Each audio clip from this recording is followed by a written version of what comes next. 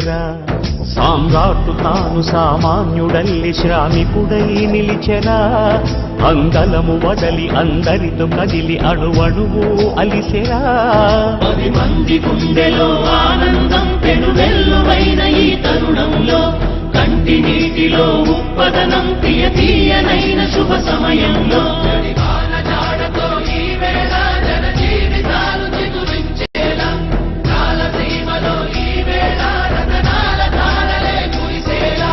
ఉరకలెత్తు జన చైతన్యానికి ఎదురే లేదురా.